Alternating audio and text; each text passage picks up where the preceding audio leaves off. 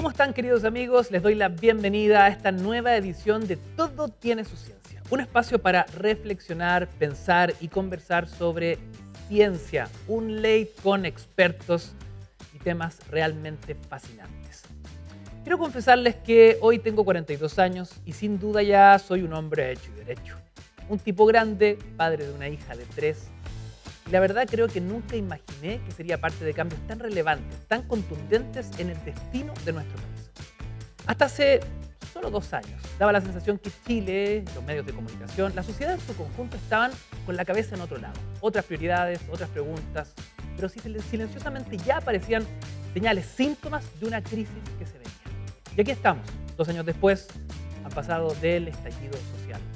Estamos intentando sobrevivir además a una pandemia global y realmente no sabemos si seremos capaces de hacer lo mismo al cambio climático.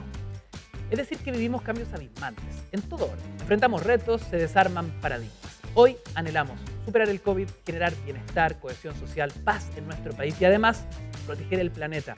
Grandes desafíos y aquí estamos para aterrizarlos. Queridos amigos, aquí comienza Todo tiene su ciencia. Para abordar grandes temas tenemos a grandes invitados. Les quiero presentar al doctor en Ciencias de la Ingeniería con mención en Ingeniería Química de Bioprocesos de la Universidad Católica de Chile, director además del Centro de Investigación en Sustentabilidad de la Facultad de Ingeniería de la Universidad del Desarrollo e investigador asociado FONDAP-CRIAM, Alex Godoy. Alex, bienvenido a nuestro programa. ¿Cómo estás? Gracias por la invitación. Gracias a ti por acompañarnos. Estamos también con la doctora en Arquitectura y Estudios Urbanos de la Pontificia Universidad Católica de Chile, académica de la Escuela de Trabajo Social en la misma casa de estudios, investigadora de los centros COES, CDUMUS y NUMAP. Alejandra Race, bienvenida. Alejandra, ¿cómo te va? Hola, muchas gracias. Vamos a tener una interesante discusión hoy día. Doctora además en Economía, les quiero presentar a nuestra siguiente invitada de la Universidad, del University College London, académica del Departamento de Ingeniería Industrial de la Universidad de Chile, investigadora del Instituto Milenio para Investigación de Imperfecciones del Mercado y Políticas Públicas, Edu Inclusiva y también del IFS. Pamela Yervis, bienvenida, ¿cómo te va? Bien, gracias, todo bien. Quiero que también saludemos al doctor en Antropología Social y Etnología, Escuela de Estudios Superiores en Ciencias Sociales, director alterno del Instituto Milenio, Violencia y Democracia, profesor asociado de la Pontificia Universidad Católica de Chile, Ángel Aedo. Ángel, aquí a mi lado, ¿cómo te va? Bien, gracias. Y por último, y no menos importante, doctor en Sociología, Escuela de Estudios Superiores en Ciencias Sociales, profesor asociado del Instituto de la Vivienda y académico de la Facultad de Arquitectura y Urbanismo de la Universidad de Chile, Luis Campos. Gracias por acompañarnos, Luis. Gracias por la invitación, Ignacio. Bueno, tenemos un tema que genera un enorme estresor en la sociedad chilena, un tema que sin lugar a dudas divide aguas y en plena fase presidencial, además, en plena escritura y redacción de una nueva Carta Magna, sí que me parece fundamental que podamos aterrizar la discusión social desde la academia, desde los importantes estudios que ustedes han desarrollado durante varios años, ¿no? Pero me gustaría partir con algunos conceptos básicos, preguntas abiertas para que me puedan ayudar a definirlas. ¿Cómo se investiga la sociedad? ¿Cómo distinguimos las ciencias sociales de las otras ciencias, las ciencias naturales, las inexactas de las llamadas exactas? Pregunta abierta. ¿Quién le gustaría partir? A ver si partimos con Alex, por ejemplo. En orden. A ver, yo creo que son aproximaciones, más que estudiar la sociedad, son aproximaciones desde las distintas disciplinas para comprender un fenómeno. Y en ese sentido, cuando me refiero a eso, me refiero a que, por ejemplo, es bien interesante porque nosotros vemos facultades, ¿cierto? Los alumnos que ingresan ven carreras, pero nosotros investigamos en una disciplina para entender fenómenos que ocurren en sociedad. Entonces, aquí hay colegas que son arquitectos, urbanistas, economistas, antropólogos, yo soy ingeniero, y, por ejemplo, como bien ingeniero, nosotros ocupamos herramientas de la ingeniería para entender la sociedad y la modelamos. Entonces, ¿qué es lo que hacemos? Por ejemplo, nos juntamos con colegas que son economistas y otros que son psicólogos, les decimos que nos cuenten algunas reglas de cómo se mueve la sociedad, creamos reglas de comportamiento y después los ingenieros creamos modelos basados en agentes, los tiramos un computador y vemos cómo esos agentes, que son los actores sociales, se comportan ya en un determinado evento que nos permite predecir. Y así con esos juegos podemos construir, por ejemplo, escenarios futuros y modelar. Entonces lo que hacemos es crear modelos matemáticos basados en reglas de comportamiento que después nos permite con un juego de simulación, así como los SimCity, como el juego como el Age of Empires que uno jugaba, nos permite obviamente hacer una representación de qué pasaría en un futuro hasta construir cosas o modelos como los que ponemos en el IPCC, que son, por ejemplo, rutas socioeconómicas compartidas de cara al futuro. ¿Qué pasa si aumentamos la electromovilidad? ¿Qué pasa si la gente se vuelve vegana? Y empezamos a comprender el fenómeno basados en modelos más simplecitos que nos permiten producir. Eso desde el punto de vista de la ingeniería. Pero esto no sería posible si yo no converso con arquitectos, si no converso con urbanistas, si no converso con economistas que me den los inputs para poder generar esos modelos de comportamiento y construir esas rutas. Exacto, multidisciplinario. Pamela, y desde tu área de investigación, desarrollo, la economía, ¿cómo se analiza, cómo se estudia la sociedad? Bueno, es muy similar justamente a lo que tú venías diciendo. En realidad, nosotros usamos técnicas económicas para entender la sociedad como un todo. Modelamos también cómo los agentes económicos se comportan. Lo vemos, tenemos la teoría de la firma, tenemos la teoría del consumidor. Y luego lo que tratamos de hacer entonces es tratar de modelar cuáles son los comportamientos que los individuos tienen para distintos incentivos que se les pueden entregar. Algo distinto que hacemos en ese sentido es también intervenir mucho en la política pública, en el hecho de poder simular cómo actuarían los agentes económicos si es que nosotros pudiéramos hacer algo o incentivarlos respecto a cómo pudieran actuar. Por ejemplo, en mi investigación yo trabajo en potenciar la inversión en capital humano en los niños, niñas y adolescentes. Y en ese caso, antes de que el gobierno diga vamos a implementar una política porque creemos que en Sudáfrica o en Asia o en Estados Unidos aumentar la oferta de jardines infantiles es lo mejor que hacer, antes de gastar la plata sin haberlo evaluado, se puede evaluar con modelos económicos y por lo tanto ver cómo los agentes van a actuar respecto a ese incentivo y simular entonces las políticas públicas sin invertir ex ante, lo que conlleva de cierta manera a un efecto súper potente en términos de hacer un uso de los recursos fiscales eficientes. Y por lo tanto, además, entregar los incentivos que son correctos a los padres en términos de las decisiones, en este caso que te explico, de invertir o no en sus hijos y en qué jardín o no y cuáles son los jardines que deberíamos tener y la calidad de ellos. Y así lo puedes expandir a todas las decisiones, trabajo o no trabajo, estudio o no estudio, ahorro o no ahorro, la educación financiera.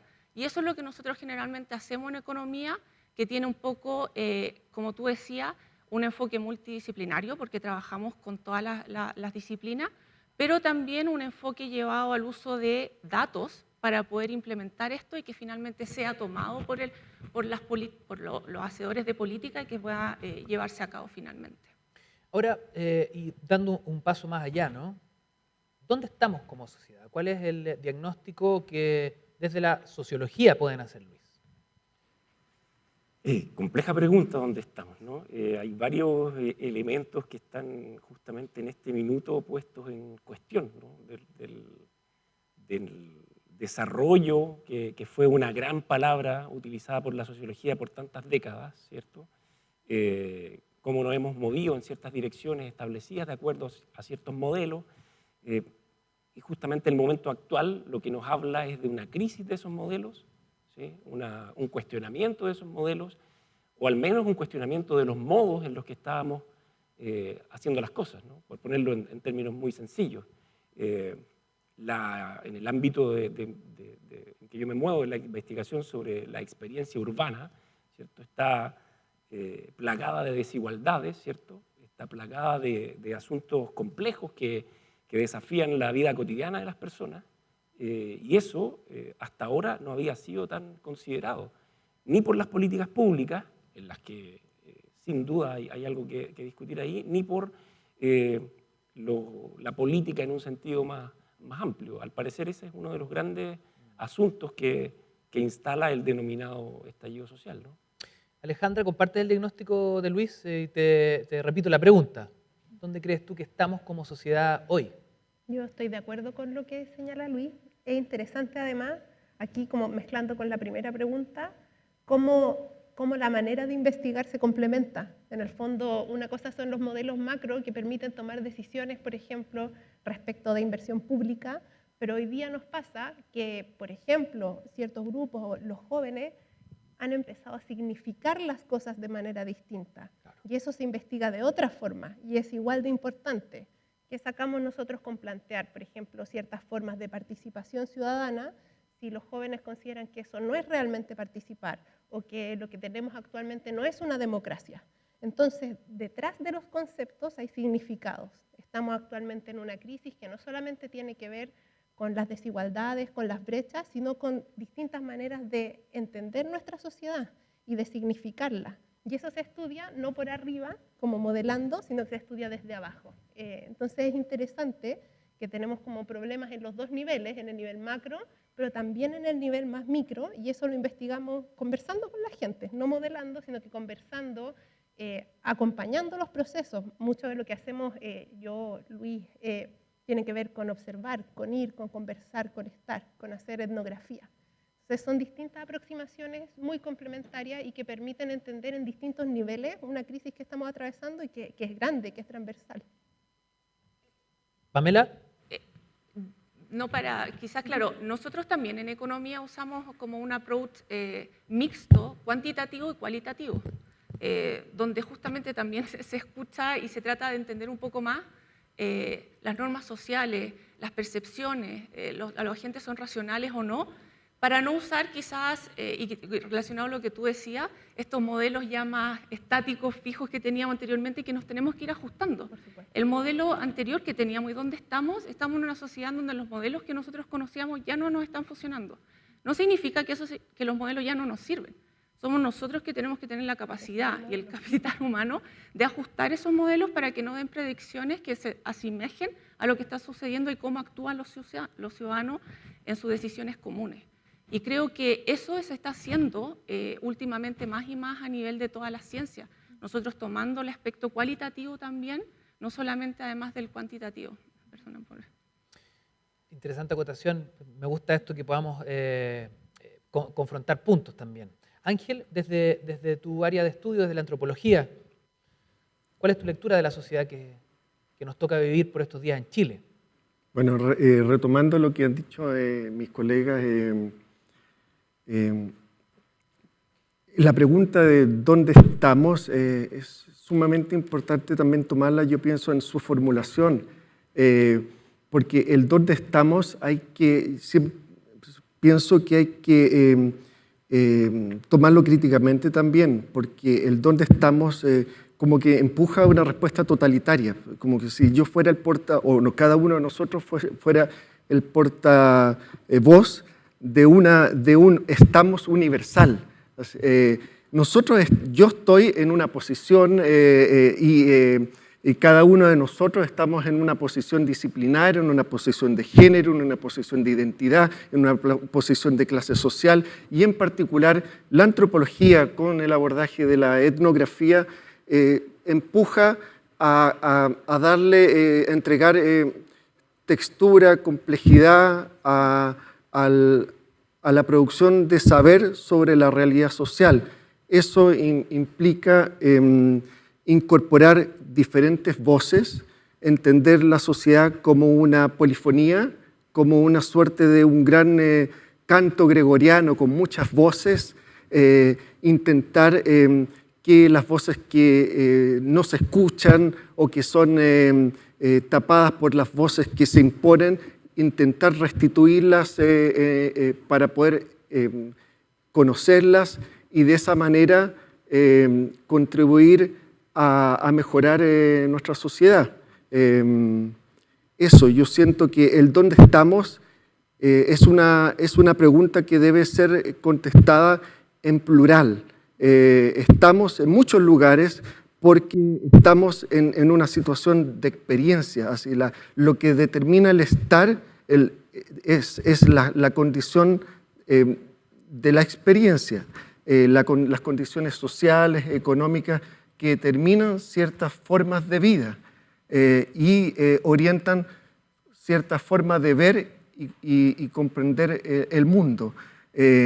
Yo creo que eso es fundamental para un poco y de alguna manera no monopolizar la palabra, pero entregar yo creo que este punto a esta como conversación, que es el gran tema a discutir, que es político, que es el cómo construir lo común sobre la base de un estar plural. ¿Cómo construir lo común? Que quisiera sobre un agregarle espacio un pelo más a la sopa, que yo creo que lo que tú dijiste es claro, o sea, estamos, y yo creo que estamos en los ciúticos dicen tipping point, pero nosotros hablamos punto de inflexión, ¿ya? ¿Y por qué punto de inflexión? Porque cuando yo estudio el desarrollo sostenible en términos de la interacción entre política pública, economía, ingeniería y cómo se dan los flujos materiales, eso es lo que me gusta. Pero es primera vez, yo creo que a lo largo de la historia, en que nos vemos como especie amenazados. Y eso es algo que no ha ocurrido a través de toda la historia. O sea, tuvimos la Revolución Francesa, tuvimos los distintos modelos, digamos, de cuando se inició el capitalismo, hubo revoluciones. Pero es primera vez que un fenómeno llamado cambio climático, en el cual hoy día sale un artículo en el Environmental Letters, que dice el 99.9% estamos de acuerdo en que esto es puesto por el hombre, en que todos los modelos climatológicos te dicen que estamos amenazados como especie, y ni siquiera los jets, ¿me entendís?, que en el espacio van a salvarnos, y tampoco nos van a salvar a todos, porque no todos vamos a poder volar, ¿me entendés? Entonces, si metemos a la jugada lo que dicen mis colegas de inequidad, de decisiones personales, de decisiones colectivas, y donde hoy día anecdóticamente suena bonito, de que todos juntos avancemos, pero trabajar colectivamente, aquí me pueden corregir, es lo más complejo, porque significa ponernos de acuerdo en un set de valores y principios comunes, claro, frente a una amenaza global. Cuando a mí me decían, no, pero esto también ocurrió para la Guerra Fría. Falso, la Guerra Fría dependía de alguien que apretara un botón o no, entonces quien le cortaba la mano a él, el botón no se apretaba. En este caso nosotros tenemos que tomar colectivamente a distintos niveles decisiones para curvar algo que a mí me encanta, que son las emisiones de gases de efecto invernadero, poder bajarlas, pero que colectivamente conllevan a lo que hoy día estamos viendo amenazados, y que si no hacemos nada vamos a llegar a 3.7 grados, lo que va a ser casi una vida, va a ser inhabitable este planeta. Y todos los buenistas, y mucho como de gente así como yo no soy pesimista, soy un optimista informado, ¿me cachai? Pero hay muchos que dicen, no, la tecnología lo va a hacer. No, o sea, si la tecnología lo hubiese hecho, ya no hubiésemos puesto de acuerdo los ingenieros y no hubiésemos resuelto este problema. Entonces creo que lo que estudian mis colegas, y por qué es importante, porque aparte de eso que nosotros estamos acá, y gracias por la invitación a todos, nosotros estamos viendo de que existe una desidia por el conocimiento. Y eso lo vemos desde políticas con una continua reducción en inversiones en ciencia y tecnología, y como que los que estamos en la universidad lo único que hacemos es hacer clases, y como el conocimiento yo lo encuentro en YouTube, y lo encuentro cuando en realidad es la capacidad de aprender. Ya se ha demostrado empíricamente que todos los niños en pandemia no lograron aprender lo que dicen mis colegas, el escuchar a cada uno de ustedes es el aprendizaje per se. Tú, como acá el conductor de estos programas, yo creo que has aprendido un montón, que tú dices, pucha, podría hacerlo. Entonces, estamos viviendo justo esa coyuntura donde necesitamos esfuerzos colectivos, corríjanme, ¿ya?, basados sobre intereses personales, sobre que tenemos que situar donde estamos, como dices tú, para un enemigo que nos puede volar como especie. Y no sé dónde, lo juro, esta es mi preocupación como científico, dónde nosotros vamos a hacer, pues los científicos siempre decimos, oye, va a venir la inflación, no hagan esto, no estamos bromeando, esto no es broma, dijimos. Entonces siempre estamos diciendo cosas, y es como que la academia se toma como gente con estos lentecitos, y que yo estoy haciendo modelos sobre cosas inaplicables. Creo que estamos en ese tipping point, como dicen los ciúticos, viendo el conocimiento como algo que se puede estudiar mediante Internet, ¿ya?, que nosotros tratamos de darlo política pública, por algo estamos en centros aplicados, que funcionamos así, pero que al final tenemos una amenaza como especie, y que yo creo que no depende de la ciencia, depende de un poco esta visión, un poco esta cosmovisión de cada uno, de cómo hablamos en términos comunes. Hoy día vamos a hablar de crisis local y también de crisis global. Por supuesto que vamos a tener un espacio dedicado profundamente al cambio climático, a la crisis climática que nos toca vivir. Pero me gustaría que retomáramos nuestra realidad local hoy. Les preguntaba dónde estamos. Para poder descifrar eso también es importante poner un término que muchos han acuñado en los últimos 2 años, la erosión del tejido social. Hablemos un poquito de aquello. Me gustaría partir con Luis desde su mirada como sociólogo, digamos.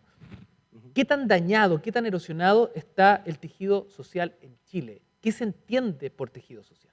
Sí, es como otra pregunta altamente compleja, ¿no?, que tenemos que tratar de hacer una bajada lo más sencillo posible. lo más sencilla posible. Y efectivamente el tejido social pareciera ser que está bastante dañado, pero no por una cuestión coyuntural, ¿no? Claro. Al menos desde las ciencias sociales se viene hablando desde hace mucho tiempo de un proceso de erosión, ¿cierto?, de constitución de una dinámica individualista, ¿no?, muy potente, que parte en la dictadura, ¿sí?, que se acrecienta en estos años de neoliberalismo, en que predomina una visión, ¿cierto?, muy atomizada de las relaciones. Sin embargo, y curiosamente, y ahí es cuando en cierta medida la realidad cuestiona los modelos, ¿cierto?, o instala preguntas para los modelos, se genera una dinámica de articulación social, que es lo que pasa con la revuelta, el denominado estallido social, ¿no?, y procesos de activación del tejido social, que a pesar de estar erosionado, ¿cierto?, generan dinámicas, por ejemplo, de convocatorias autónomas a conversaciones, cabildos, ¿cierto?, ciudadanos que se desarrollaron a lo largo del país, movilizaciones sociales, hay que recuperar ese aspecto también, ¿no? La movilización feminista en Chile de 2018, que antecede todo ese año con grandes articulación de mujeres, que da cuenta de una dinámica de articulación del tejido social antes no vista.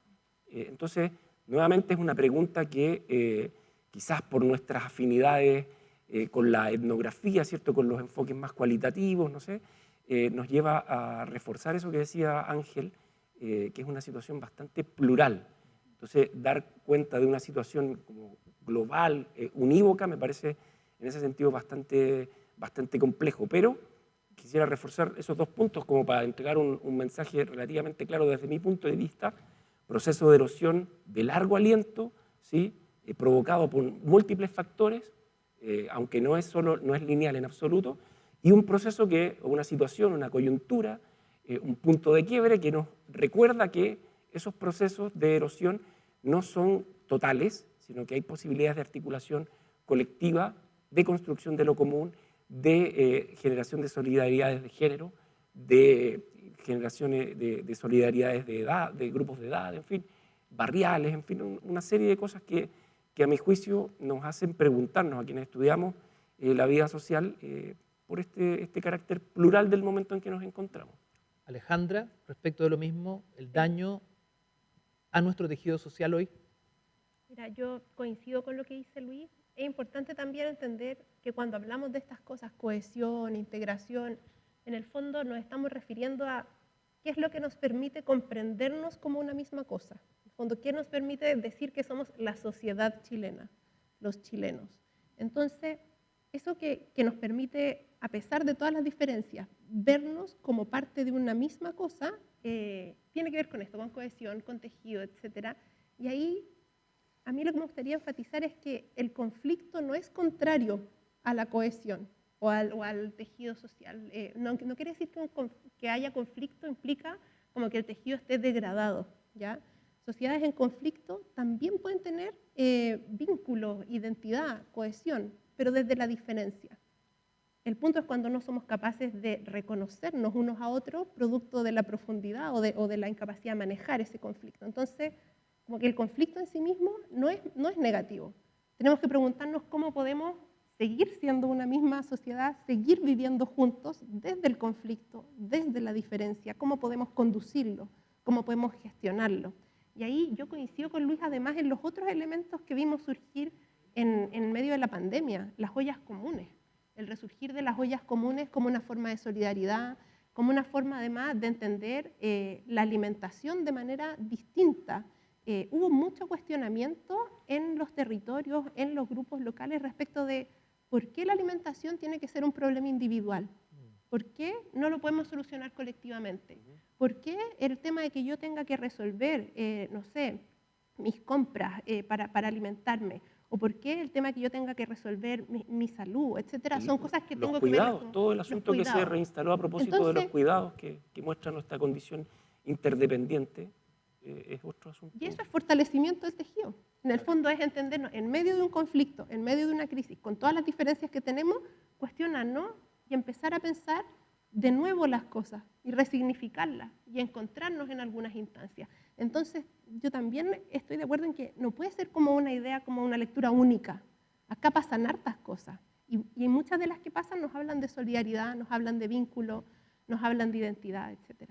Alex, Pamela, ¿comparten el diagnóstico? Sí, de todas maneras. De hecho, en economía nosotros estudiamos mucho exactamente lo mismo desde el punto de vista de los modelos, en el sentido de cómo la sociedad, más que sociedad, porque a veces que también la sociedad es muy amplia, ¿cierto? Nosotros sí estudiamos, firmas maximizan su bienestar, individuos maximizan su utilidad, se le llama en economía, pero podríamos llamarle felicidad, bienestar individual.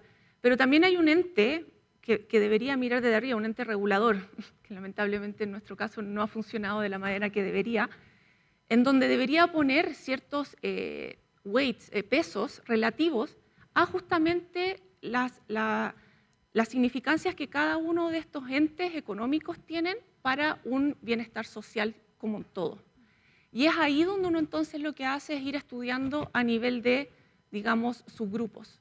El tema que tú mencionabas justamente del cuidado, el cuidado de los niños, de hacerlo a nivel barrial, de hacerlo a nivel de barrios, y que conlleva un montón de cosas. Es el cuidado del niño, es el empoderamiento de las mujeres, es que las mujeres puedan salir a trabajar, que mejoremos la fuerza del trabajo laboral, que haya menos desigualdad en términos de género, pero que también haya menos violencia en términos de género. O sea, el potencial que tiene una política pequeña a nivel barrial y que luego después se pueda escalar a nivel de ministerios, a nivel de municipalidades, a nivel de regiones, y después sea una política, una norma social para todos, que es desde ahí se parte.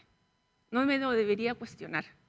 Yo debería tener un cuidado para yo poder tomar mis decisiones. Y es así con cada una de las cosas que nosotros estudiamos en economía, que tomamos esta bajada de piso, si uno quisiera, y justamente esa bajada de piso para entender cuáles son las problemáticas, que es lo que se hace con un estudio más cualitativo.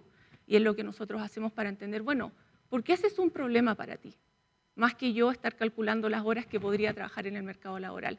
Entonces, totalmente de acuerdo, y es algo que se ha ido incrementando cada vez más en este ajuste de los modelos, que independiente de eso lo seguimos metiendo en el computador, siguen corriendo 3 semanas para ver cómo proyecta y qué es lo que finalmente sale, pero estamos tomando este punto en cuenta y cada vez es más relevante. Yo comparto lo que dicen, digamos, mis colegas al punto de vista de proceso. O sea, es ese proceso de erosión, pero también procesos de reconstrucción. Del tejido social. Del tejido social. Pero hay cosas que, desde el punto de vista un poco más de la ingeniería, hay cosas que son subyacentes. Esto cuando partió como la economía, el behavioral economics o la de comportamiento, que te dice, siempre hemos tenido una economía que funcionaba en un paradigma de la racionalidad y nos dimos cuenta que en realidad el individuo es sumamente irracional y toma decisiones que tenemos que comprender. Creo que estamos en un momento distinto. ¿Y por qué digo momento distinto? Porque a mí me toca trabajar en temas de conflicto hídrico por el FONDAP-CREAM con gente de Perú, Colombia, entonces vemos industrias, creo que están convergiendo en este punto de inflexión, y vuelvo al punto, digamos, cosas que no nos habíamos cuestionado antes. Y creo que cuando la gente habla del modelo, que todavía yo le pregunto, ¿y cuál es el modelo? Cada uno tiene un modelo en la cabeza, digamos. Entonces, o sea, la economía siempre ha sido vilipendiada por eso, el modelo económico. Digo, ¿cuál es el modelo? No, pero tenemos... No, te entiendo, pero sí. tú a distintas personas de la sociedad tú le preguntas cuál es el modelo y tú vas a llegar con 1000 respuestas, ¿ya? Entonces, dicho eso, creo que socialmente creo que es un poquito distinto el quiebre que estamos viviendo. Pero, por ejemplo, nosotros no habíamos visto nunca, a ver, siempre, por ejemplo, los temas de equidad de género y la perspectiva de género han sido temas históricos, ¿ya? Pero en este siglo han sido temas sumamente candentes, que ya no podemos mirar atrás. Después hay un tema que nadie lo ha tomado en cuenta, pero hay un tema tecnológico que nos permite acortar y ser más democrático en términos, por ejemplo, de información. Ya no basta llegar con una cámara al sitio de suceso, basta con que alguien grabe, lo suba a una red social y ya tienes la información ahí, o datos por lo menos. Después tenemos un quiebre social en el cual la inequidad, primero le echamos la culpa a la economía por sistemas productivos, que se dio el Gini, y ahora nos dimos cuenta que en realidad tiene que ver con cosas más simples como segregación, como discriminación. O sea, en un fondo, cuando tú ves el tema de la inmigración, podemos aplicar muchos modelos de políticas públicas, pero aquí es simple, el que corta si es xenófobo no tenéis nada que hacer. Claro. La política pública, el modelo no funciona si yo por de base tengo un paradigma en el cual digo, los sudamericanos son inmigrantes y el europeo es extranjero, no me sirve, o es turista, ¿cachai? Entonces, cuando yo llego a Chile, porque estamos hablando de Chile, disculpen la analogía que voy a hacer, es como cuando Frodo llega a la comarca de los hobbits, ¿ya? Estamos muy aislados de donde están pasando todas las guerras mundiales y donde la discusión es completamente distinta, y siento que toda esa información y todos estos temas de género, de ponte tú temas de LGTBI+, ¿ya? Q+, están llegando de una forma con un filtro muy nacional de acuerdo a nuestra identidad, que es muy distinto a enfrentar el COVID barrial, el cual tenemos que paliar el enemigo común que es el hambre, que el ponernos de acuerdo a decidir cómo seguimos. Con toda esta cosa media snob de ciertos círculos sociales de mirar al europeo, porque el norte global solamente Europa y Estados Unidos, no entiende que está Asia también, hay bonitos modelos asiáticos y africanos, incluso el Medio Oriente tiene modelos muy bonitos. Y otra parte de una sociedad que espera y que quiere tener los beneficios y bienestar de que siempre mira por la tele. Entonces, por ejemplo, los modelos que nosotros estamos viendo, y lo comentaban en off, hay modelos en los cuales te están diciendo de que llega un minuto en que cuando tú sitúas al modelo en una crisis y tú le dices al que más desvalido tenemos que cooperar todos, desde el que tiene más beneficios hasta el menos beneficios, porque todos así nos salvamos, el modelo te dice que el que ha sido menos beneficiado históricamente en este tejido social ya no coopera. Y si no cooperamos todos, se nos corta la modelación y el sistema fracasa. Entonces creo que la crisis en Chile es un poquito más profunda, porque se están convergiendo temas de valores. Usted me puede decir, siempre existen valores, sí, pero nunca en una crisis en la cual están convergiendo numerosos fenómenos en un siglo XXI que, como dirían los ciúticos, y con esto termino, el resultado, yo hoy día diría que es un resultado casi estocástico, algo que podríamos decir que hay múltiples escenarios futuros y no sé para dónde vamos en este minuto. Sí, te cedo la palabra, Ángel, y aprovecho además de preguntarte. Interesante descifrar las crisis. Las crisis son cíclicas, y lo decíamos antes de arrancar el programa. Muchos se echan a morir y dicen, qué increíble lo que nos ha tocado, un estallido social, luego una pandemia. Como, ¿por qué me toca a mí esto? ¿Cuáles fueron las crisis que enfrentaron nuestros abuelos, nuestros padres? Cada generación enfrenta su propia crisis, cada generación carga como una mochila o una cruz, dependiendo de qué lugar se quiera mirar, enormes crisis. Te lo pregunto también desde tu perspectiva y tu ángulo de estudio, Ángel. Sí, yo retomaría lo que se ha dicho, lo que dice Alejandra, también Luis, en relación a no estigmatizar negativamente el concepto de crisis. Así, la crisis son no quiero decir un lugar común, son oportunidades, pero finalmente sí lo son. Sí, lo que no quiero es que verlo, capitalizar el término oportunidades. O sea, lo que quiero es simplemente volver a los orígenes, no banalizar las palabras. También mencionaste el término tejido. Yo creo que lejos de entender el tejido social como algo biológico, me gustaría, para abordar el tema de crisis, porque la idea de crisis es un momento de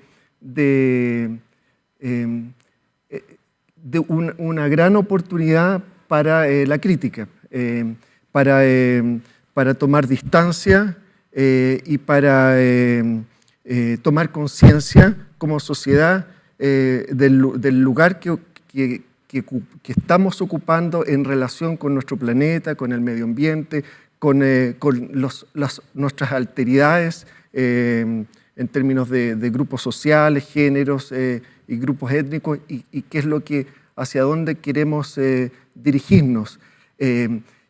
Y entender el tejido no como biológico, sino como lo entendería mi abuela. Si es el tejido, si yo voy a tejer punto arroz o punto crochet.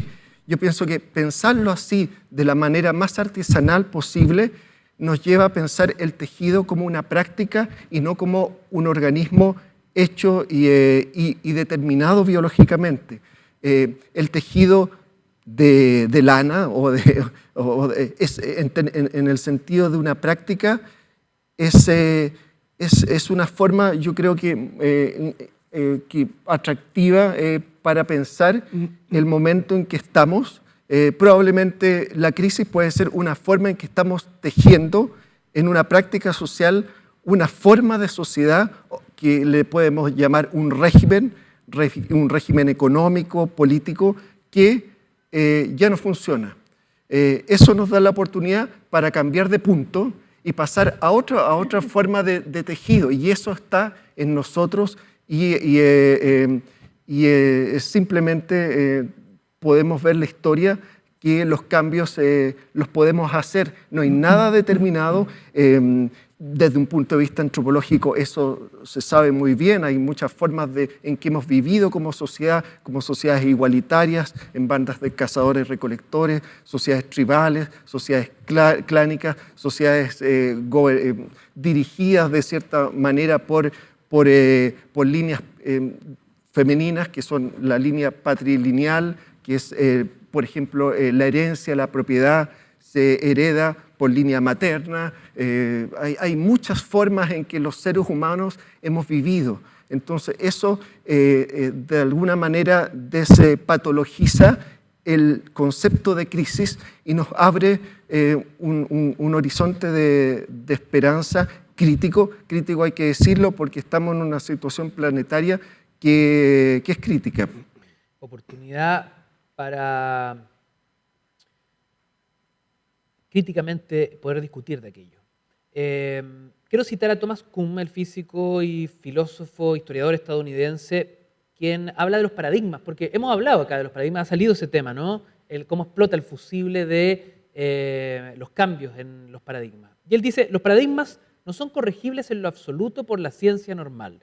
Un cambio de paradigma es un cambio en los valores. Me gustaría que pudiésemos explicar y analizar esta cita. El cambio de los paradigmas en la sociedad chilena y también los cambios de paradigma en el mundo entero frente al desafío que estamos enfrentando enorme con el cambio climático. Alex, parto contigo. O sea, lo que dice Thomas Kuhn es cierto. O sea, en filosofía de la ciencia, cuando uno lo estudia, después uno lo estudia y después, años después, uno lo comprende. Por ejemplo, en temas ambientales, para darte un ejemplo que la gente lo entienda, cuando nosotros vemos una compañía que es como la teoría del iceberg, ¿no se han visto? Que tiene siempre problemas ambientales y siempre tiene derrame, por ejemplo.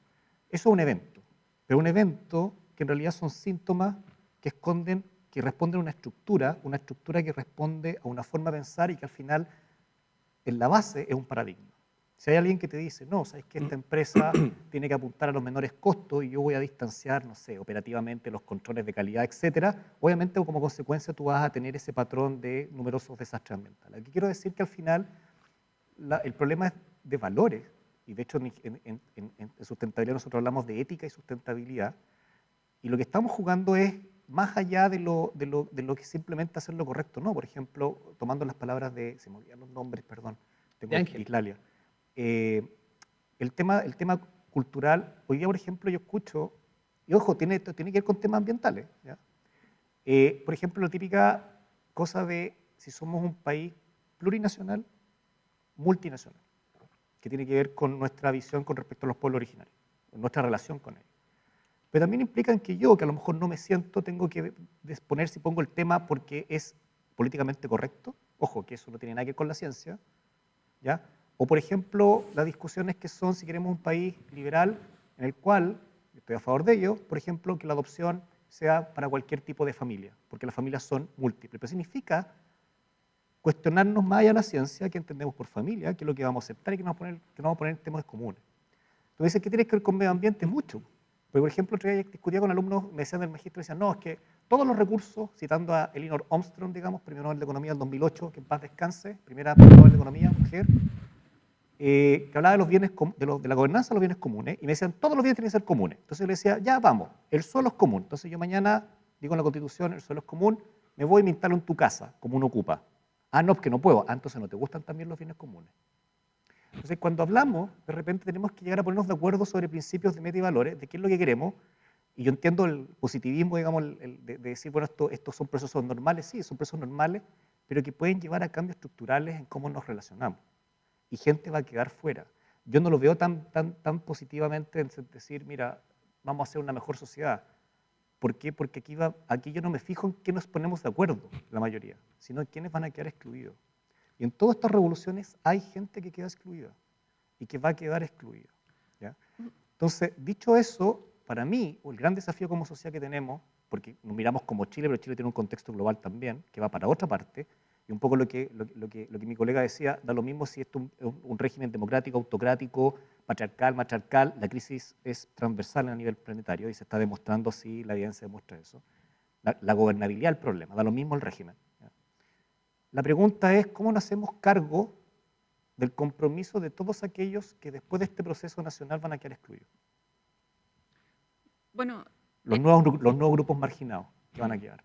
Bueno, en ese sentido yo creo que es importante tomar en cuenta lo que mis colegas decían en términos de cómo tomamos las crisis, ¿cierto? Y qué aprendemos de las crisis. Bueno, en economía uno siempre cree que aprende, llega el momento que tiene una crisis muy similar y no aplica la lógica que uno debería saber. El gobierno en curso, la firma en curso, etcétera. Uno sabe que debería hacer esto, pero dice, bueno, lo veremos después. Y no lo hace porque no le acomoda, porque no maximiza tus beneficios como firma, que tienen siempre una mirada rentista, ¿cierto? O desde el individuo para maximizar su utilidad y bienestar. Prefiero ahorrar mañana porque todavía me falta mucho para llegar a mi vejez. Independiente que sabemos que es importante hacerlo. Entonces, es ahí donde yo creo que tenemos que aprovechar estas crisis, y la particular en la que estamos, en un proceso de transformación social ecológico, en el que no solamente lo veamos desde un punto de vista social, que es claramente relevante. Nosotros queremos disminuir las desigualdades, queremos trabajar con las comunidades, queremos hacer política pública, no desde arriba hacia abajo, sino desde abajo hacia arriba también, y por lo tanto entender cuáles son las problemáticas que tiene la gente a nivel de barrio para diseñar la política pública. Yo no saco nada con poner 3.000 jardines infantiles y las mamás no van a llevar a los niños al jardín infantil porque no creen en la calidad del jardín infantil. Entonces no tengo que poner la plata en poner 3 jardines infantiles en cada cuadra, sino que tener uno y mejorar la calidad. Y es el mismo uso de recursos, pero de manera eficiente. Y en ese sentido, sí siento que es un cambio de paradigma, y ahí en el sentido de que necesitamos trabajar todo como una sociedad, pero donde el Estado tiene un rol súper relevante y donde nosotros como académicos también, si no nos escuchan, tenemos que poner nuestro poder por medio de los centros, etcétera, a que se nos haga más a que se nos escuche más. ¿Y cómo se hace eso? Te Bueno, lo pregunto es que eso específico, Pamela, en la discusión de los últimos días, de los últimos meses, de los últimos 2 años, porque durante un buen rato los técnicos eran la voz de alerta, eran la última palabra, eran los que finalmente tenían el talismán de la verdad frente a muchas políticas públicas. Y algo ha pasado en el Chile de último tiempo, que la política ha dejado de lado a los técnicos y se ha abocado específicamente en lo que dice la calle, la voz de la calle. Eso es un tema que se discute fuertemente hoy en medios de comunicación, en fin. ¿Qué te pasa a ti desde tu perspectiva, ¿no? como economista, que hoy se esté escuchando cada vez menos, por ejemplo, a los técnicos, a los especialistas en el tema económico, y se dé pie a la discusión y a la resolución de grandes temas y políticas públicas desde otros ángulos? Bueno, yo tampoco estoy queriendo, ojalá que no se entienda así, estoy diciendo que nosotros somos los que tenemos la última palabra y lo que sabemos todo. O sea, yo de hecho creo en el mismo aspecto que hablábamos antes, multidisciplinario también con las distintas partes de la sociedad, lo hacemos todo como una sociedad. Y creo que así se está haciendo, por lo menos en el tema de la reforma constitucional. Mayoría gente no académica, podríamos decir, pero finalmente tienen sus académicos que trabajan. O sea, yo he trabajado con algunos y toman en cuenta lo que la academia le dicen, pero sí creo en esta alianza público-privado-academia. O sea, no creo que es una sin la otra, tiene que existir esa sinergia entre los tres. Los académicos no sabemos las problemáticas que tienen el público, el gobierno, las universidades, etcétera, en manejar recursos humanos, monetarios, etcétera, para llevar a cabo algo. Tampoco lo sabemos a nivel de lo público, a nivel del barrio, a menos que yo viva en ese barrio particular. Pero quizás solo lo sé para Santiago, no sé qué es lo que está pasando en la realidad en Valdivia, la realidad en Antofagasta. Entonces, nosotros tenemos que tener ese enfoque que lleve a que podamos trabajar de manera con sinergia entre las tres áreas para poder proveer una mejora de bienestar a nivel global. Ahora, el que juega el mayor rol, ¿por qué? Porque el que tiene mayor recursos y la forma de implementarlo es el gobierno. Y en eso hay un punto que sí creo que nosotros como académicos podemos poner un pie en el sentido de cada vez se invierte menos en ciencia, tecnología e inversión, en el CTI. De hecho, es un 2% del gasto total del gobierno, menos, ha ido bajando. Este año en el presupuesto público es cerca de 1.3%. Entonces, ¿cómo podemos avanzar para incluso cambiar nuestra matriz productiva y exportadora? Todo se hace en base a recursos, a la extracción de recursos naturales. Pero ojo, ahí hay responsabilidades compartidas. Obvio que sí. Porque ponte tú, a ver, y aquí le quiero preguntar a mis colegas, porque cómo lo ven desde el punto de vista de la ciencia. A ver, una cosa, siempre se habla de la evidencia, para mí tres capas. Una capa es quién le quiero creer. Cuando yo hablo con el empresariado y me dicen, no, es que tú estás mucho tiempo en la academia, pese a que yo tengo mi consultora y hago cosas privadas, tú dices, no, es que tú no tienes experiencia como empresario. Entonces, como que ya hay una descalificación del conocimiento del otro. Es como que o sea, ¿qué no esperamos para descalificar, no sé, la medicina, digamos, mapuche, ¿me entendí? Si estoy ya descalificando de antemano, que si mi conocimiento como académico, porque estás tanto años en la academia, no es el real, imposible discutir ahí. Y ahí pasamos un tema de las creencias, como dice Kuhn, el paradigma. El paradigma de esa persona te dice que como tú no has trabajado en el sector privado, ergo, tu opinión es de validad. Eso es un paradigma. ¿Cachai? La ciencia, por más que te demuestre lo contrario, sorry, son creencias, digamos, ¿ya? O sea, si alguien quiere creer en que digamos, no sé, pues, en que si todos nos volvemos veganos se salva el planeta, eso también es un paradigma, porque no hay evidencia de eso.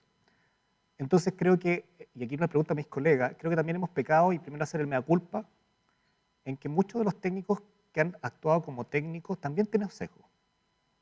Por aquí estamos con cosas. O sea, muchos de los que accedemos a la universidad somos parte de una élite, ¿ya? Que vivimos en un país muy segregado y tenemos una visión de una realidad muy segregada. Y eso a veces afecta a las políticas públicas, ¿ya? Y ahí tenemos hartos ejemplos de ciertas políticas en las cuales uno dice, oye, a los académicos les faltó calle, y es cierto. Entonces, creo que nos ha faltado... Porque faltó hacer un piloto. Pero fíjate que... Una evaluación ex ante. Pero fíjate que... O una simulación de un modelo. Si nosotros tuviésemos la oportunidad de conversar más veces entre antropólogos, sociólogos, etcétera, para diseñar una calle, no tendríamos para qué andar pintando una cosa azul, quitándole un terreno, para andar solucionando lo que hoy es una ciclovía. No sé si me entienden, ¿ya? Entonces lo que quiero decir que, del punto de vista del mea culpa, es que los técnicos hemos sido muy tecnicistas en reduciendo nuestra disciplina, en vez de abrirnos conocimientos que transfieren la frontera más allá de, por ejemplo, lo que ustedes hacen, que es trabajar con antropólogos. O sea, ingenieros con antropólogos al poco visto. Entonces mi pregunta es, ¿cómo nosotros nos hacemos cargo de que las mejores políticas públicas y la evidencia tienen que ser equipos multidisciplinarios o interdisciplinarios o transdisciplinarios? Son tres términos súper confundentes. Porque creo que muchas políticas públicas fueron adoptadas por sesgos propios que los académicos teníamos para un Chile que no era el diagnóstico que actualmente teníamos. Luis. Sí, a mí me gustaría retomar la idea de paradigma también, porque Kuhn la remitía fundamentalmente al modo en que se hacía ciencia, ¿no?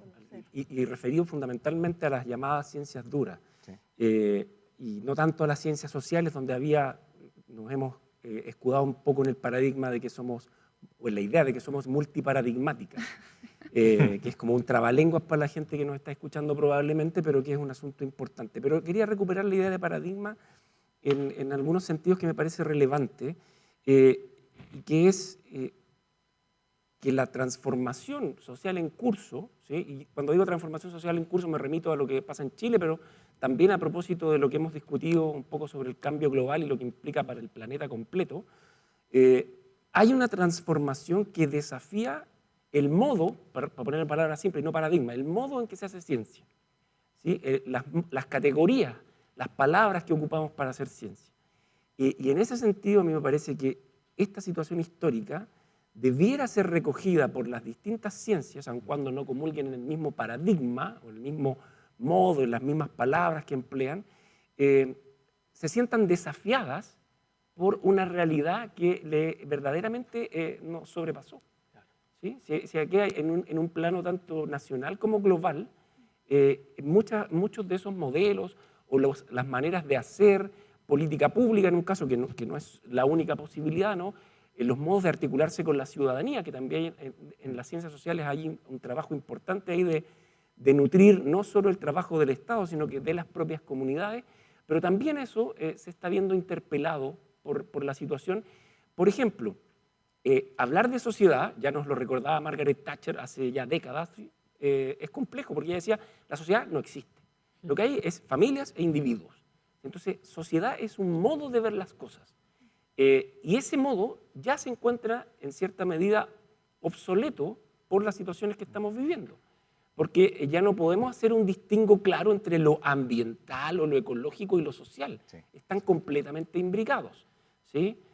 Aquí mi colega Ángel sabe mucho más que yo del antropoceno y todo ese tipo de cosas que nos recuerdan, ¿sí? que hay una cuestión mucho más compleja que tenemos frente a los ojos y que en buena medida las palabras, los modos de clasificación, los modos de operar que teníamos desde nuestras disciplinas científicas se están viendo sobrepasados. Y por lo tanto, me parece que una cuestión fundamental que hay que recuperar en ese sentido del trabajo etnográfico, probablemente del trabajo más cualitativo, es la capacidad de escucha, ¿sí? Escucha para, a través de ella, recomponer el modo en que actúo, el modo en que produzco conocimiento, el modo en que nutro a mis interlocutores de conocimiento. Y por último, otra cosa que también a nivel del paradigma me parece importante destacar es que aquí también hay un paradigma de gobierno, un modo en que el gobierno usualmente ha escuchado a su vez a los científicos, las científicas, los técnicos, las técnicas, que ha privilegiado cierto tipo de disciplinas. Por ejemplo, yo trabajo, no lo puse en mi presentación, pero trabajo en un núcleo milenio que se llama Arte, Performatividad y Activismo, con gente de las humanidades. Las humanidades han sido completamente desalojadas de esta discusión. Y es una cuestión, a mi entender, terrible, porque cuánto hemos aprendido como especie de las humanidades, ¿sí? Muchísimo. Y las humanidades han sido poco escuchadas, muy poco escuchadas. Entonces, hay un conocimiento, quizá ahí, una modalidad de escucha que debiéramos recuperar para procesar esta situación, para tratar de proponer, sin duda, nuevos modelos y nuevas alternativas comprensivas, pero creo que el desafío crucial en el momento actual es afinar nuestra capacidad de escucha. Así Me como me ha quiero colgar de dicho, ahí, sí, por favor, como me ha dicho Luis, cuando he planteado ciertos temas, me dice, pregunta difícil. Te quiero dejar desde ya, Alejandra, otra pregunta difícil. ¿Cómo avanzamos hacia una sociedad con un mayor bienestar, teniendo este diagnóstico y este análisis sobre la mesa? Yo quería continuar primero con lo que está diciendo Luis. Yo pienso que tenemos que ser muy humildes, además en reconocer que la ciencia es una forma de conocimiento y hay múltiples otras formas de conocimiento y tenemos que trabajar juntos en construcción de conocimiento común. En el fondo, a mí me parece perfectamente bien que en la mesa de las decisiones esté sentadas las organizaciones sociales que entienden de otra forma, tienen otro conocimiento y que también quieren ser reconocidas y validadas en su forma de conocer. Y eso tiene que ver con el cambio de paradigma, con cambiar el paradigma respecto de qué conocimiento puede ser más o menos válido o tener mayor o menor valor. Y también tiene que ver con que es posible que a ellos no les hagan sentido las categorías con que nosotros desde el urbanismo, desde la sociología estamos trabajando las cosas y la única manera de cambiar las categorías es sentarse a la mesa y generar categorías comunes que permitan reconocimiento, validación y avanzar también en la construcción de lo común. Y ahí yo creo que hablando de las preguntas difíciles, es súper difícil la pregunta que plantea, yo pienso que para avanzar hacia mayor bienestar es importante tener un reconocimiento profundo respecto de las brechas de bienestar que tenemos hoy en día.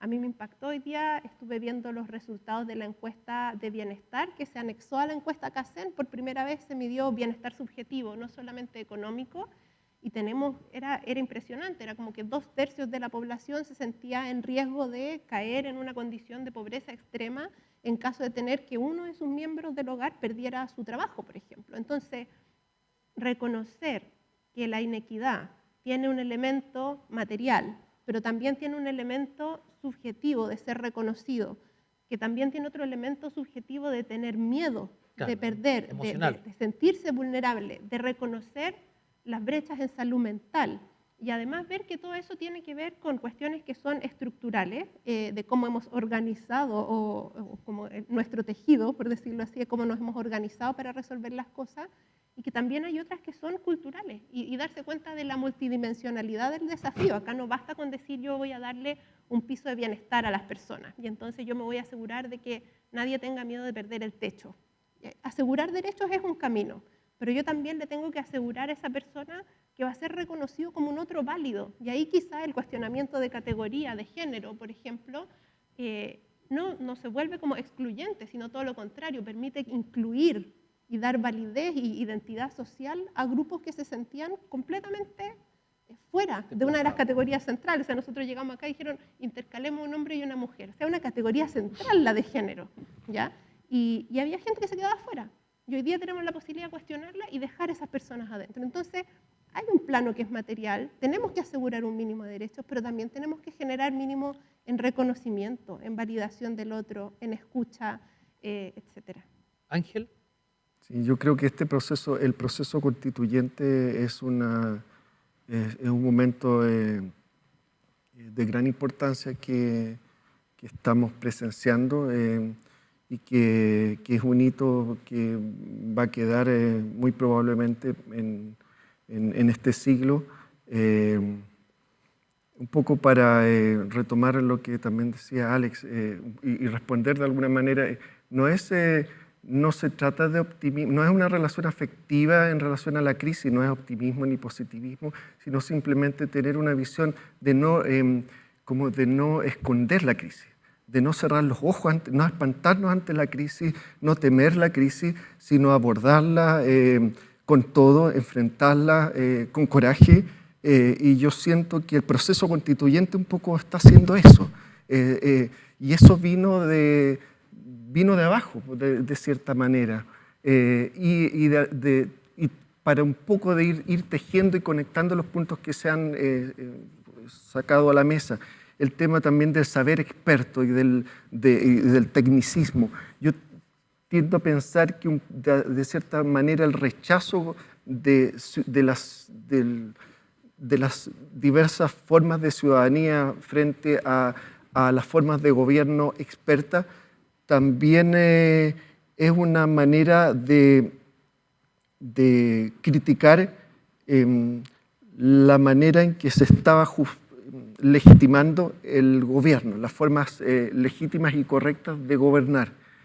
Un poco con lo que señala también Alejandra, y con la forma de entender el paradigma. Hay muchas formas, desde el punto de vista antropológico, eso es lo que estudiamos los antropólogos, es aprender del otro en un acompañamiento.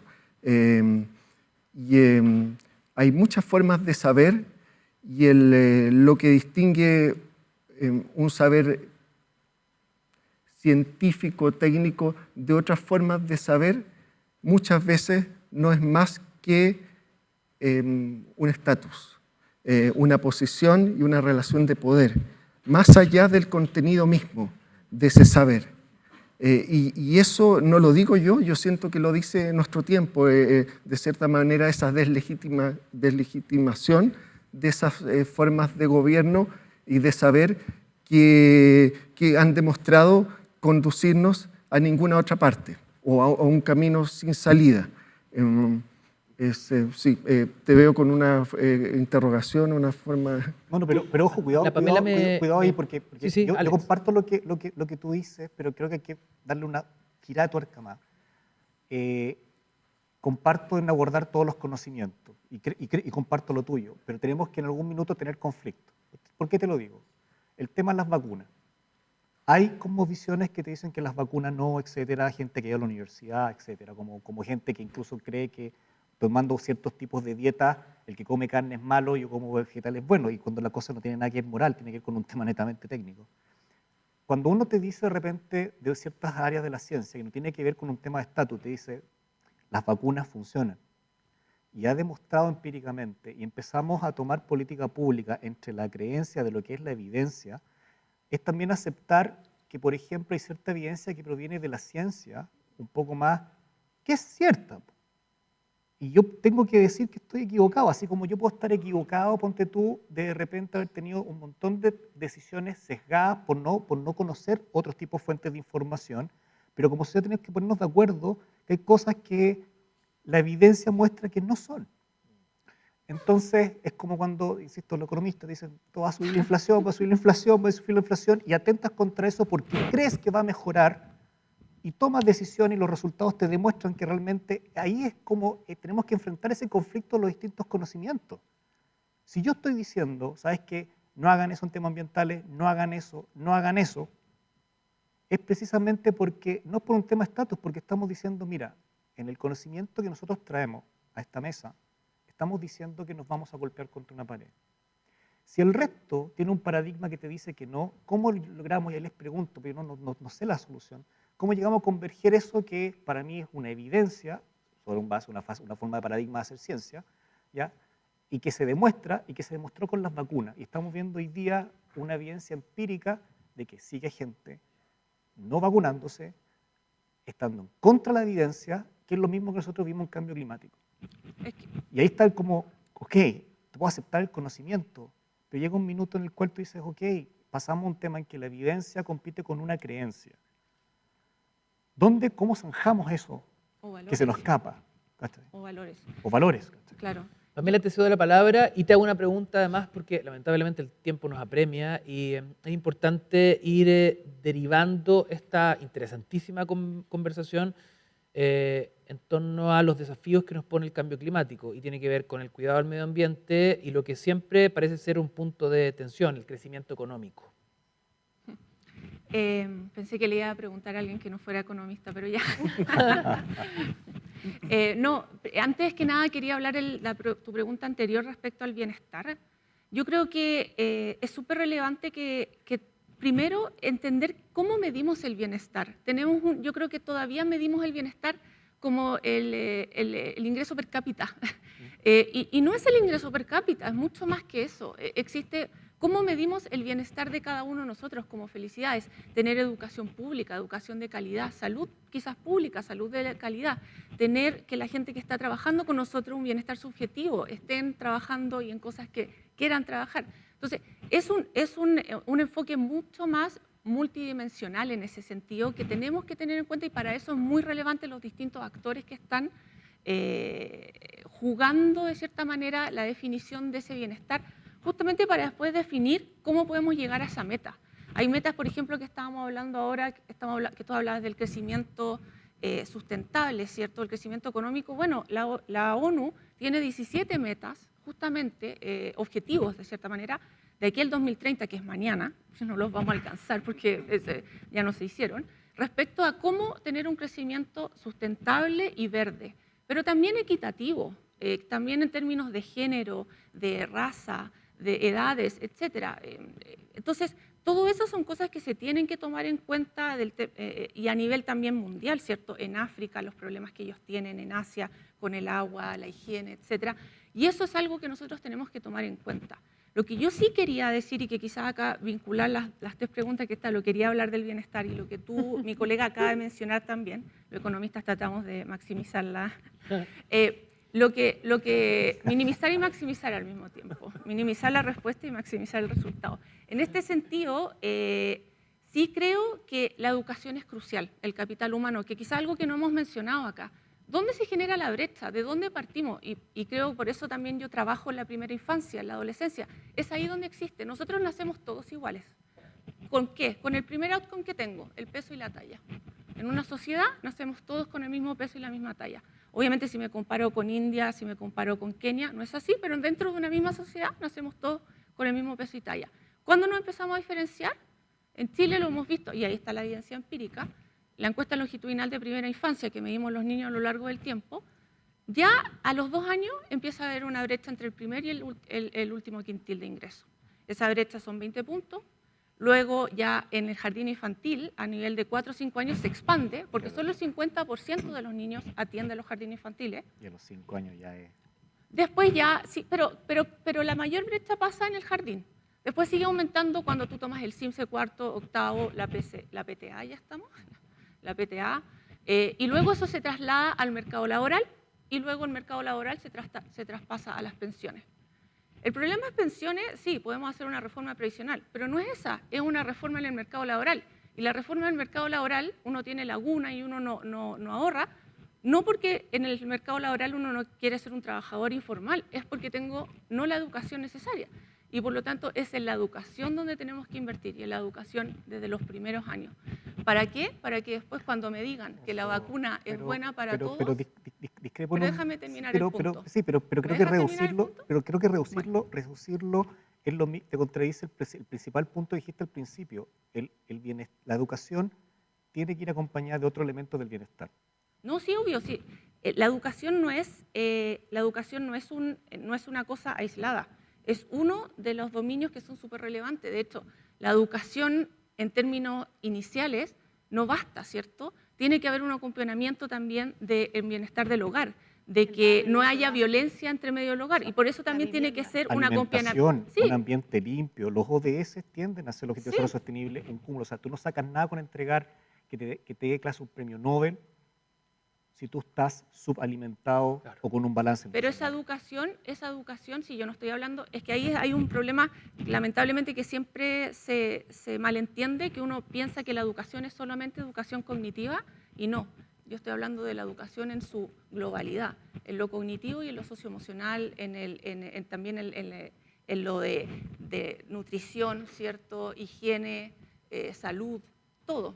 Como un todo, que es, de hecho, nosotros somos un todo. Yo no es solamente cuánto saco en matemática o en verbal, sino también cómo estoy en mi desarrollo con los pares, cómo tengo mi autocontrol, cómo tengo el desarrollo de mi cerebro, cuánto peso, cuánto mido. Pero Entonces, que para que el resultado de la educación te reduzca esas inequidades, el bienestar tenemos que mirarlo como un punto de vista integral que tiene que ver con una calidad de vida ambientalmente amigable, que tengamos relaciones de sociedad inclusivas, que nos permita, digamos, tener un ingreso y una alimentación que nos permita poder nutrirnos, porque si no, la educación en ese contexto no va a rendir los frutos. Y eso se han hecho los experimentos, y tú puedes tener muy buenos profesores, pero si el entorno, ¿cómo se llama? Luis trabaja en el entorno construido, si el entorno construido, ¿me entiendes?, no coopera, puedes tener el mejor colegio y el impacto es muy bajo. El entorno construido funciona, que el espacio lo sé full, porque de hecho tengo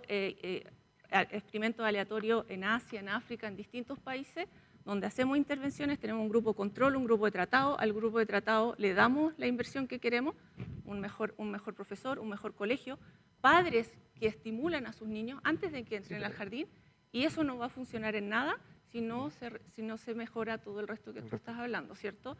Y en esos países obviamente hay un montón de problemas que se llaman los WASH, ¿cierto? Que tiene que ver con higiene, salud, agua, etcétera. Y por eso también necesitamos pensar en un crecimiento verde y sustentable. Y ahí donde yo mencionaba anteriormente la matriz productora que tenemos en Chile y exportadora.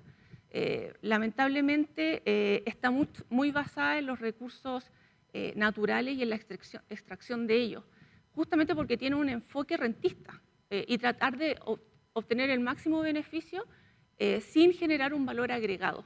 Se exporta el cobre, pero no se le genera un valor agregado donde podamos además tener que esta extracción no finalmente elimine los recursos, sino que podamos seguir renovándolos. Y es ahí donde tenemos que seguir invirtiendo y cambiando el paradigma y tratando de utilizar esta crisis y este punto de inflexión como una oportunidad, como decía mi colega, en el sentido de cambiar como la forma de pensar de las firmas, y en eso también tiene un rol súper relevante la política pública en términos de cómo leyes antimonopolio, leyes, etcétera, puede tratar de propiciar eso. Luis, tu mirada respecto de lo mismo, ¿no? El equilibrio del cuidado del medio ambiente con el avance de la industria, con el crecimiento económico, factores que parecen estar siempre en permanente tensión. Sí, parecen estar permanentemente en tensión. Creo que así también lo vivencian las comunidades, ¿cierto? Cuando uno conversa con gente que vive en distintos lugares del país, se encuentra con una situación que es bastante similar en ese punto. una experiencia común, ¿sí? Una experiencia común de vivir en carne propia esas tensiones. Y a mí me parece que hay una cuestión que aparece en algunas conversaciones, porque nosotros trabajamos mucho con conversaciones, como decía Alejandra hace un rato, ¿no? La gente te cuenta cuán difícil es ser reconocidos. Vuelvo, que es una categoría que también ha aparecido acá, ¿no? Reconocidos, así como está la noción de educación, ¿cierto? Y otras que podemos instalar en relación al bienestar. Una es la de reconocimiento, y muchas de estas dinámicas, por ejemplo, extractivistas, ¿no? de recursos naturales en distintos territorios del país, pasan por un desconocimiento de las comunidades que ahí viven, de las modalidades de gestión de esos recursos que han tenido, que muchas veces ahí se han dado diálogos interesantes en el plano de las ciencias más ambientales, ¿no? de intentar dialogar para justamente dar formas de reconocimiento. Ojo, complementar, un paréntesis, cuando hablamos de hacer producto mayor valor agregado, no significa que Chile se ponga a hacer baterías de litio. Se trata de complejizar la economía, como lo ha analizado, lo ha hecho César Hidalgo, la gente de Harvard, de lo que dices tú, Luis, en un fondo, complejizar la industria en términos de que puede ser la misma de manejo de recursos naturales, pero con un nivel de sofisticación que permite reducir estos conflictos socioambientales. Y eso sofistica la industria. Perdón, Luis. Sí, a eso me refiero, con el valor agregado. Desde otra perspectiva, esas modalidades de reconocimiento, esta es la comprensión que hemos llegado con otros y otras colegas dialogando con comunidades respecto a este punto, también es una manera de disminuir algo de lo que no hemos hablado, solo quizá marginalmente, que es ciertas formas de violencia que aparecen en toda nuestra sociedad, en toda la estructura social, en todo el territorio. El reconocimiento, las comunidades lo reivindican muchas veces como una especie de antídoto contra esas formas estructurales de violencia que sufren. Entonces, me parece que es, así como puede ser interesante complejizar esas matrices productivas, creo que también es necesario complejizar esas matrices comprensivas que nos llevan a proponer ciertas, por ejemplo, modalidades de desarrollo para determinados sectores, territorios, etcétera, sin muchas veces tomar en cuenta esas comunidades, esas dinámicas preexistentes. Creo que ahí hay una cuestión importante en este debate sobre el bienestar que es crucial. Eso apareció, a mi juicio, de manera transversal en los cabildos autoconvocados, que desarrollamos un trabajo sobre eso, o en otros tipos de instancias. Reconocimiento como una manera de hacerle algo de mella a esa violencia estructural que vive la gente en los barrios, en los territorios rurales, en distintas zonas de nuestro país. Ángel.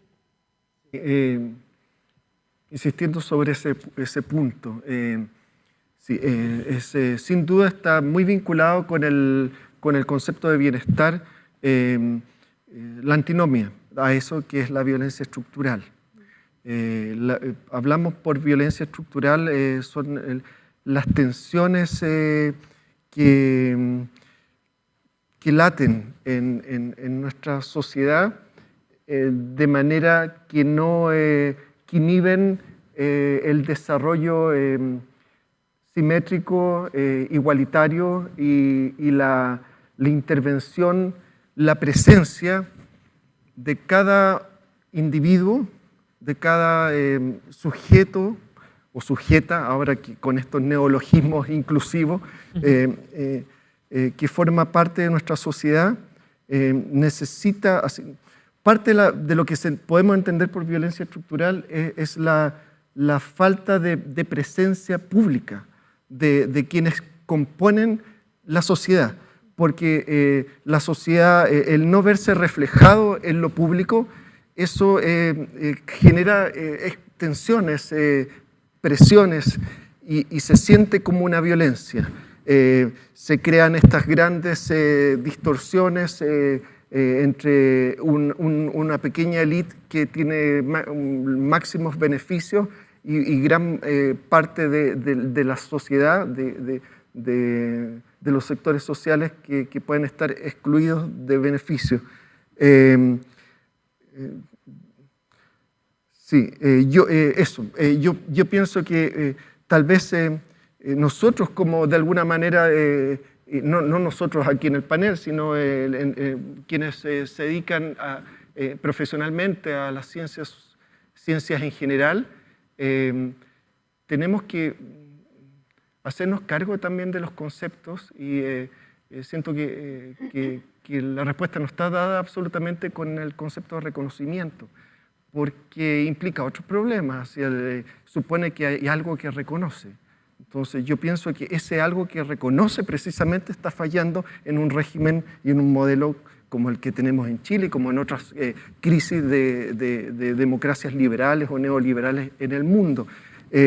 No basta solo reconocer, yo siento que es necesario ir más allá de un mero reconocimiento y crear instancias de gobierno futuro, porque un elemento de la pregunta de Ignacio está en el futuro, de pensar el futuro bajo otros mecanismos de gobierno en donde tengan presencia, donde se construye lo público de otra manera y se construye historia también. Sí, y eso involucra no tapar la crisis, no horrorizarse con la crisis ni con la disidencia. La disidencia es parte de la democracia y no asustarse con eso y construir formas de gobierno en una diversidad que no solo suene a Benetton, o sea, a una diversidad estética, una diversidad del multiculturalismo, sino una diversidad de diferencias que pueden ser radicales, pero que necesitamos crear una arena común que permita una sociedad en acuerdo y en donde esa violencia estructural sea reducida a la mínima expresión. Claro, quizás nosotros siempre teníamos esto de que pasaba que todo se hacía de manera horizontal, quizás lo privado con lo público y quizás ni siquiera la academia. Ahora se está tratando de tener esta alianza entre los tres, pero si que uno viera un diagrama, la idea no es que sea solamente horizontal y una alianza entre los tres, ojalá, sino que también sea hacia arriba y hacia abajo. O sea, que tomemos lo que dice, mirar lo que sucede a nivel de sociedad, a nivel de comunidades, y por lo tanto aprender de abajo hacia arriba y luego de arriba hacia abajo aplicar las políticas. Antes siempre se hace, y hasta ahora yo creo que nos ha cambiado esa forma de hacer, de hacerlo como el top-down que se dice. Y nosotros tenemos que aprender a hacer el down desde abajo hacia arriba también, bottom-up, ¿cierto? Y tratar de tomar toda la perspectiva que mis colegas acá dicen que está relevante y que de hecho en las ciencias económicas también, que es parte de ciencias sociales, lo hemos estado incluyendo cada vez más en este proceso cualitativo. Pamela, te tengo que interrumpir, lamentablemente se nos va el tiempo, diagnósticos, miradas, reflexiones, una conversación que ha sido apasionante. Yo les quiero agradecer a cada uno de ustedes, a Ángel, a Alejandra, a Alex, a Luis y a Pamela por sus puntos de vista y por justamente lograr cruzar distintas disciplinas, la antropología, la arquitectura, la biología, la economía, la sociología, en una conversación país y también en una discusión urgente y global. Gracias también a todos ustedes quienes han disfrutado de la transmisión de nuestros capítulos, donde los hemos invitado a pensar, reflexionar, apasionarnos por temas que son alucinantes en esto que seguimos llamando Todo tiene su ciencia. El aplauso es para ustedes y será, ojalá, hasta muy pronto.